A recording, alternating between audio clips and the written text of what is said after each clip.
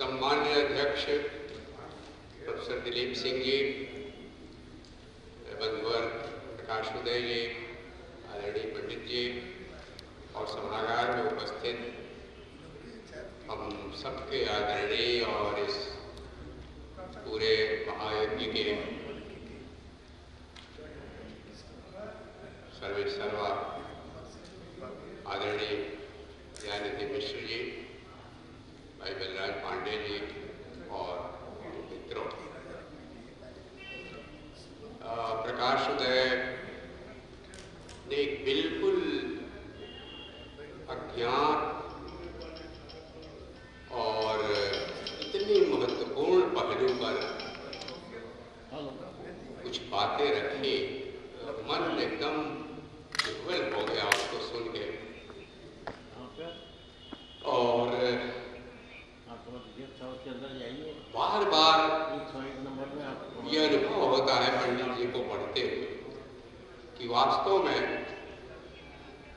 101 number चले जाइए, जितना पहले से पूरा ध्यान देकर हिंदी जगत को उन्हें पढ़ना चाहिए था, वो नहीं हुआ। जितना ही पढ़ते हैं पता चलता है कि वो बहुत ही विनम्र थे। अपने साहित्य में अपने अहम को गला देने की जो प्रतिज्ञा है पुराने साहित्यकारों की, उसको उन्होंने लगभग साधना की तरह निभाया। और आज प्रकाश उदय जी ने जो कुछ बताया उससे ये चीज एकदम प्रमाणित हो। पंडित जी ललित निबंध को व्यक्ति व्यंजक निबंध कहते थे और उसके साथ उन्होंने व्याख्या रखी कि लेकिन उसका जो व्यक्ति है वो वह व्यक्ति नहीं है जो अंग्रेजी के पर्सनल एसे में होता। वह व्यक्ति अपनी संकल्प अपने लिए कहा है कि मेरा व्यक्ति मेरी संकल्पशील महाजाति क्या व्यंजक है। यह जो महाजाति है साहित्य की, साहित्यकारों की, तो सब में जो खुला हुआ अपनापन है, वह व्यक्ति जो है वो लगभग समस्त मानवीय अनुभव का प्रतिनिधि होकर उपस्थित होता है। उसमें 1951 में उनका पहला संग्रह आया, पहला निबंध जो सरस्वती में छपा, सरस्वती का पहला निबंध जो छपा, और 52 में ही नलिन विलोचन शर्मा ने उसे पाठ्यक्रम में पटना विश्वविद्यालय में लगा दिया। उतनी नई उम्र में ऐसी स्वीकृति मिल जाने पर किसी का भी दिमाग खराब हो सकता है। लेकिन ये चीज जब हमने उनके साक्षात्कार पढ़े तब पता चला। जब वो अभी बिल्कुल बालक ही कह लीजिए, किशोरावस्था में थे, तब उनका पहला निबंध गोरखपुर के शंकर साप्ताहिक में छपा। 1941 से 51 तक वह 10 वर्षों तक इलाहाबाद में रहे और उसी समय दो बड़े महापुरुषों के वह जो संपर्क में आए। अपने गुरुवर का तो उन्होंने अलग से किया ही है उल्लेख, लेकिन मुख्य रूप से राहुल जी का और अखिल जी का हम लोगों ने कोटियां बना ली। राहुल जी एक तरफ है, ये एक तरफ, लेकिन एक अकेला साहित्यकार पंडित विद्यानिवास मिश्र ही हैं जो दोनों के प्रति आजीवन लंबे समय तक और उन लोगों के न रहने पर भी अद्भुत स्नेह, श्रद्धा और आत्मीयता का भाव उनके प्रति बना रहा है।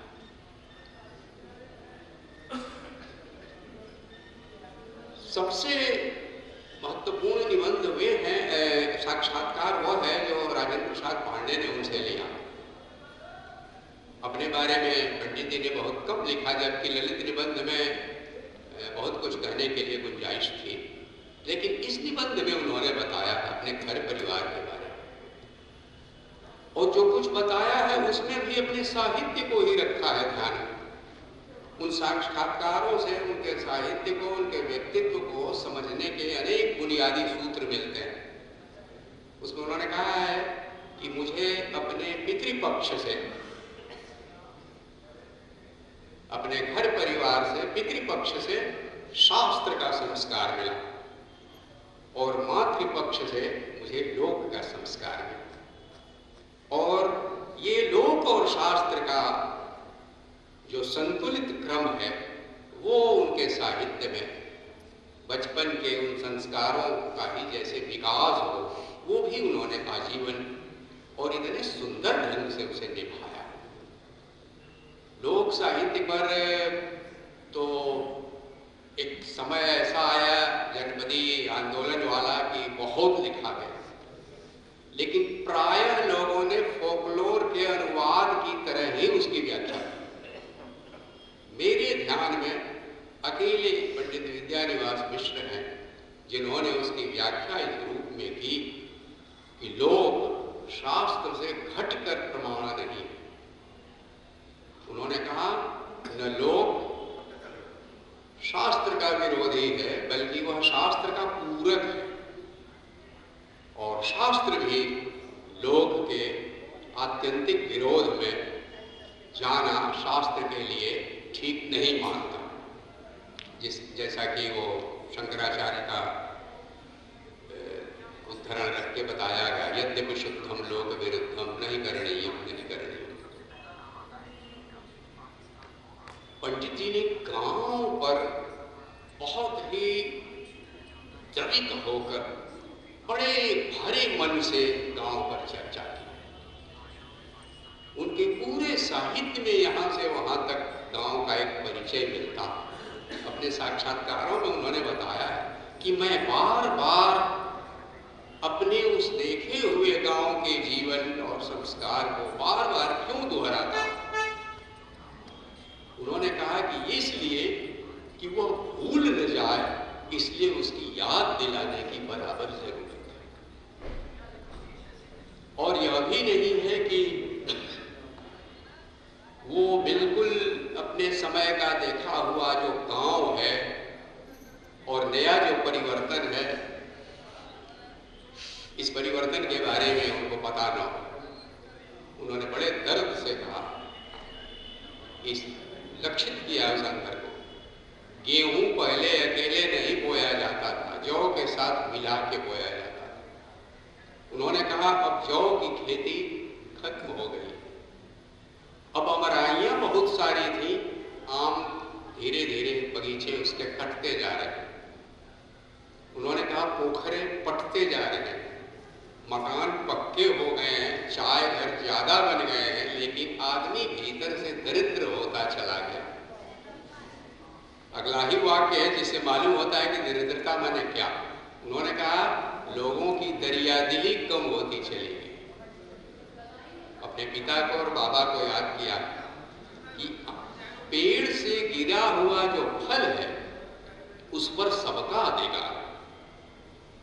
उन्होंने कहा बहुत बचपन में मुझे बताया उन्होंने कि गिरे हुए फल पर सबका अधिकार। और ये जो धरती माता अन्न देती है, जितना बांटना हो बांटो, और अन्न ही नहीं अपने को, अपना सब कुछ जितना बांट सको बांटो। और उन्होंने बांटने का बताया कि खलिहान से ही वह बंटना शुरू हो जाता था, लुहार को, कहार को, माली को, सबको, फिर पशुओं को और पक्षियों को।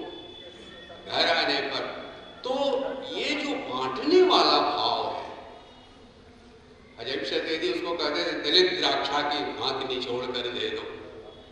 पंडित जी उसे ज्यादा सरल शब्दों में कहते हैं कि जितना बांट सको बांटो।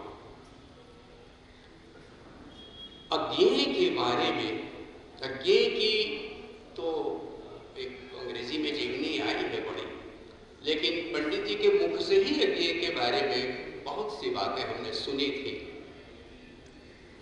अज्ञे जी के बारे में उन्होंने साक्षात्कार में भी कुछ बातें कही। उन्होंने कहा कि उन्होंने अपने क्रोध को दबाने का कारावास के समय से ही जबरदस्त अभ्यास किया था। और मौखिक बातचीत में तो और सी सारी बातें बताते थे कि क्यों उनको ये दबाना पड़ता। क्रांतिकारी थे, उनको उकसाया जाता था इस कारण, और इस वजह से क्रोध वो जो ज्यादा उनके भीतर दबते दबते संचित होता रहा, तो कहा कि क्रोध आ रहे ही उनकी नाक से खून आने लगता था। इसलिए वे सचेत रूप से उसका संयम बरतते थे। एक अद्भुत प्रसंग उन्होंने दिया। उन्होंने कहा कि उनका भीतर का जो क्रांतिकारी था वो भारत के प्रति कितना प्यार, अद्भुत स्वाभिमान और प्यार उनके मन में आजीवन बना रहा। तो ये संस्मरण उन्हीं के यहाँ है और उस साक्षात्कार में ही है कि भारत अमेरिका मैत्री परिषद के सचिव ने भारत के छात्रों शिक्षकों का कोई दल बुलाया था और उस बैठक में किसी अमेरिकी ने अपना संस्मरण सुनाते हुए, भारत का अनुभव बताते हुए कहा कि भारत में लड़कियां बहुत सस्ती और ये जी जो इतना क्रोध को दबाने के अभ्यस्त थे, क्रोध को दबाते हुए उन्होंने कहा जरा आपने अभी जो कहा फिर से कहिए। तो उन्होंने फिर दोहरा दी और पंडित जी के शब्द हैं कि अज्ञे उसके ऊपर टूट पड़े और उन्होंने एक के बाद एक 4-5 तमाचे लगाए। अज्ञे इतने अनुशासित थे, जिसने 5 मिनट के लिए भी उनको देखा हो, उनका चलना, उनका बोलना, सब कुछ इतना संयमित, तो कितना उनके भीतर भारत को लेकर के प्यार रहा होगा जो इस तरह से क्षोभ में फूट पड़ा था। अंतिम बात उन्होंने कही है कि उनकी बहुत सारी, पंडित जी उनके बहुत अंतरंग थे और भाई कहते थे। उन्होंने कहा कि अपनी अंतरंग बातें अंततः बता देने के लिए उन्होंने बताया था कि भीमकाल कभी आइए, मिलते हैं और उस समय हम लोग सारी बातें करेंगे। पंडित जी ने बड़े दर्द से लिखा है कि वो अवसर आया नहीं और मिलना नहीं हो पाया। राहुल जी के प्रति तो लेकिन उनकी भक्ति अद्भुत है। पंडित जी एमए पास करके निकले थे और राहुल जी जैसे महापंडित के साथ उनको काम करने का अवसर मिला। उन्होंने लिखा है कि मैं आचारनिष्ठ और वह मुक्ताचार, लेकिन इसलिए साथ करना निभ गया कि राहुल जी कभी भी अपना आग्रह उस पर दावते, अपना मुक्ताचार हमारे ऊपर लादते नहीं थे और हमारी आचार निष्ठता में वे कोई बाधा नहीं डालते थे, कभी उसका उन्होंने निषेध नहीं किया। और 7 बजे सवेरे ही बैठ जाना होता था उनके साथ, भोजन से पहले, बीच में कुछ नहीं। तो ये पूरा कहा कि और न पंखा था न कूलर था, केवल 2 सुराही पानी और गिलास, और उसी गर्मी में लू बहती रहती थी और उनके साथ काम करने का। और वे हमेशा मुस्कुराते रहते थे, उसी बीच में यात्रा वृत्तांत लिखते रहते थे, प्रूफ पढ़ते थे, पाठ संशोधन करते थे और काम चलता रहता था। तो पंडित जी की ट्रेनिंग इस तरह की हुई इतने बड़े लोगों के बीच से। तो इन साक्षात्कारों में ऐसे कुछ संस्मरण भी हैं। कुबेरनाथ राय को अपनी शैली का कुछ ऐसा मोह था, ये आपको सुन के बड़ा धक्का लगेगा। उन्होंने कई जगह कहा है कि भारतेंदु और भारतेंदु युग के जितने निबंध और उनकी सारी लेखन की शैली वो पत्रकारी है और उसमें सांपादिकता है, उसमें साहित्यिक सौष्ठव या साहित्य का अमृत उसमें नहीं। पंडित जी का हिंदी साहित्य का जो जातीय स्वभाव है उसका गजब का बोध था। इतिहास नहीं लिखा, लेकिन उनके ननिहाल में भारतेंदु और द्विवेदी युग की पत्रिकाएं, खटविलास प्रेस और भारत जीवन प्रेस से छपी हुई किताबों का पूरा भंडार था। और बचपन में ही पंडित जी ने भारतेंदु युग और द्विवेदी युग का पुराना साहित्य काफी पढ़ा था। दर्जा 2 में पढ़ते समय उन्होंने लिखा है कि सुखसागर और बाल महाभारत पढ़ लिया और बाकी भारतेंदु युग की ये भारत जीवन प्रेस और खटविलास प्रेस यही 2 मुख्य थे। पंडित जी ने भारतेंदु युग और उनके लेखकों के प्रति अद्भुत और उसका जो ऐतिहासिक महत्व है, उसमें जो काम की बात है आप लोगों के लायक, और इसको कहेंगे कि एक अद्भुत उद्भावना है जो और किसी इतिहास में नहीं मिलती, वो उन्होंने कही है कि हिंदी में जो स्वच्छंद चेतना आई आधुनिक युग की, वह कविता के माध्यम से नहीं आई, निबंध के माध्यम से। इसका प्रमाण है भारतेंदु और उनके मित्रों का निबंध साहित्य। इसीलिए वे उत्कृष्ट निबंधकार हैं, लेकिन कवि उतने उत्कृष्ट नहीं है। तो ये हम लोगों को ध्यान देने लायक एक अद्भुत सूत्र है। अपने बारे में उन्होंने लिखा कि मेरे निबंधों में क्रमशः लालित्य कम होता गया है और जीवन का विषाद,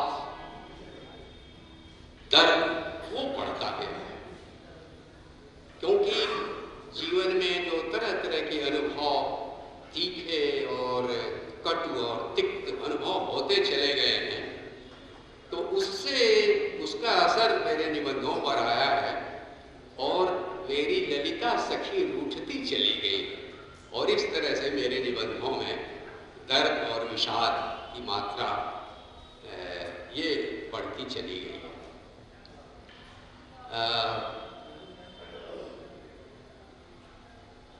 आरंभिक निबंधों में ही देखिए तो ये बंगाल की विशेषता थी, जिसको कहते थे कि निर्दोष किस्म का हास्य व्यंग्य। तो पंडित जी ने जो भ्रमरानंद की चिट्ठी लिखी थी, वो अपने ढंग के वो अनूठे थे। अगर परसाई जी के या भारतेंदु युग के भी व्यंग्य देखें तो उसमें सब तीर तलवार सब चल रहे हैं, लेकिन पंडित जी के निबंध किसी को भी चुभने चुभाने के ख्याल से नहीं लिखे गए हैं। उसमें शुद्ध आनंद है, जैसा बंकिम चंद्र चटर्जी वगैरह के निबंधों में है। बहरहाल पंडित जी ने भारत चिंतन जो कुछ बाहर हुआ उसके बारे में बड़ी बेधक टिप्पणियां की हैं। एक साक्षात्कार उन्होंने कहा कि सी नीरज चौधरी ने भारत के बारे में जो कुछ लिखा वह करुणा का विषय है। बहुत मीठा व्यंग्य किया है उन्होंने। वह करुणा का विषय है और उसमें दयनीयता है। सी नीरज चौधरी का ऐसा मूल्यांकन और लेकिन अपने पूरे शालीन ढंग से किया। दूसरे एडवर्ड सईद का जो प्राच्यवाद है, उसके लिए उन्होंने कहा कि यह उनका प्राच्यवाद एक तरह का पश्चाताप है।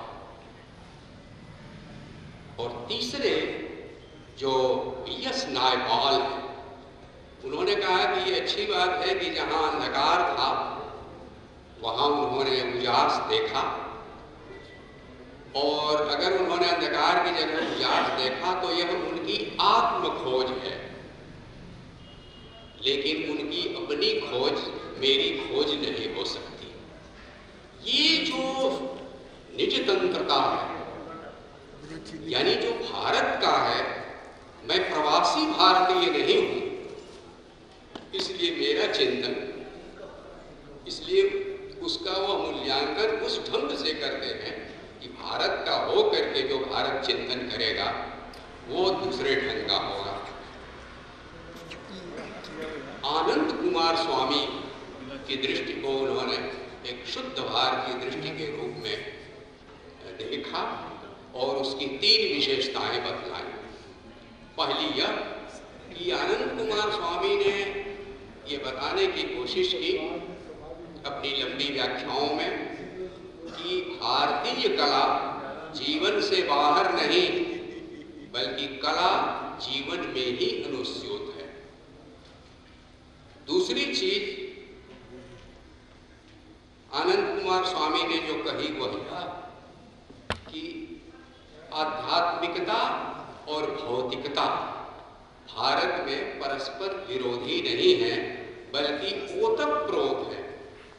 पंडित जी ने कई मामलों में इस शब्द का व्यवहार किया है। ओतप्रोत है, एक दूसरे से बिल्कुल परस्पर संबद्ध ही नहीं, परस्परावलंबित भी है। नीचे उतरना चाहते हैं। और तीसरी चीज आनंद कुमार स्वामी ने भारतीय कला को एक यज्ञ के अनुष्ठान की तरह देखा है, यानी कि वह अलग से कोई पेशेवर जिसको कहा जाता है इस तरह की कोई चीज नहीं है, बल्कि वह यज्ञ के अनुष्ठान जैसी पवित्रता उसके भीतर भी मौजूद है। और इसीलिए उन्होंने कहा कि वह भारत और पश्चिम के बीच एक महत्वपूर्ण विचार सेतु का निर्माण करते हैं। अंत में 2 मिनट इस विषय पर कि पंडित जी ने सेकुलरिज्म पर कुछ बातें कही, वो बहुत ध्यान देने की जरूरत है। पंडित जी ने कहा कि सेकुलरिज्म जहां राजनीतिक सौदेबाजी हो जाती है वो हमारे लिए शुभ नहीं है और वो स्वीकार्य भी नहीं है। लेकिन सेकुलरिज्म का मैं विरोधी नहीं। पंडित जी ने कहा है कि जहां धार्मिक स्थान घृणा के प्रचारक हो जाते हैं, जहां धार्मिक स्थान देश की सत्ता को अस्वीकार में रखते हैं, ऐसे समय में सेकुलरिज्म के नाम पर उन चीजों को इग्नोर करना ठीक नहीं है, बल्कि समान भाव से, बगैर उनमें भेदभाव किए हुए उनसे ठीक से निपटना चाहिए। उन्होंने कहा कि हिंदू धर्म पर मुझे भी गर्व है, लेकिन इस कारण गर्व है कि वह प्रचारशील धर्म नहीं है। नंबर 2, वह संस्थागत धर्म नहीं है। इसीलिए एक खास बात उन्होंने कही है कि हिंदू धर्म में बहुत सारे विकल्पों के महत्व को ठीक ठीक समझता है। मनुष्य को कोई भी एक विकल्प चुनने की स्वतंत्रता होनी चाहिए, चाहे वह राम को चुन ले, कृष्ण को चुन ले, दुर्गा को चुन ले। तो इतने सारे विकल्प हैं हिंदू धर्म में, वो किसी धर्म में नहीं। इसीलिए वह सेकुलरिज्म के बहुत निकट है। और एक वाक्य उनका पंडित जी का कह के समाप्त करता हूँ। उन्होंने कहा, मुझे एक साथ सेक्युलर, समाजवादी और हिंदू रहने में कोई परेशानी कभी नहीं होती। तो ये कुछ महत्वपूर्ण बातें उनके इन साक्षात्कारों में जो अलग से मैं आपके सामने रखना चाहता था, वो ये 7 पॉइंट मैंने आपके बीच रखे। पंडित जी पर आदरणीय दयानंद मिश्र जी ने उनके निधन के बाद ही प्रतिवर्ष ये जो लेखक शिविर चलाए, ये अपने आप में एक उदाहरण, और जगह जगह पंडित जी के साहित्य को लेकर स्तरीय और भारत भर के लोगों का, तमाम दिशाओं के, तमाम विचारधाराओं के लोगों को बुलाकर जो चर्चा हुई, ये अपने आप में एक उदाहरण है। शायद ही किसी लेखक पर जब शताब्दियां आई और यूजीसी ने कुछ पैसा एलोकेट किया, तब कुछ विश्वविद्यालयों में सेमिनार हुए, मैथिली शरण गुप्त पर हुए, शुक्र जी पर हुआ, माखनलाल चतुर्वेदी पर हुआ, प्रसाद जी पर हुआ। लेकिन अपने प्रयास से और अपने मित्रों के सहयोग से जिस ढंग से पंडित दयानंद मिश्र जी ने उनका पूरा साहित्य जुटा, पंडित जी के घर में ही नहीं रह गया था उनका पूरा साहित्य, जाने कहाँ कहाँ से जुटा के उन्होंने उनकी पूरी ग्रंथावली प्रकाशित की। और 3 दिन के ये लेखक शिविर और शताब्दी जैसी मनाई, अद्भुत है। अभी तो कल भी बाकी है। ये शताब्दी की जो प्रतिपूर्ति है, पूरे वर्ष भर बनारस के कृति साहित्यकारों का, जिन्होंने आधुनिक साहित्य का निर्माण किया, इसको प्रतिष्ठित किया, उन पर प्रतिमास कभी 1 बार कभी 2-2 बार व्याख्यान हुए। तो ऐसा क्रम, ऐसा सिलसिला किसी और भारतीय भाषा में हुआ हो तो मैं नहीं जानता, लेकिन हिंदी में तो ऐसा बिल्कुल नहीं हुआ। तो हम सब लोगों को उनका आभारी होना चाहिए। और मैं समझता हूँ कि आने वाले समय में भी बार बार यह उदाहरण दिया जाएगा कि अपने संकल्प से इस तरह का किया जा सकता है और साहित्य में भी एक वातावरण बनाया जा सकता है। मैं फिर उनके आगे सिर नवाता हूँ और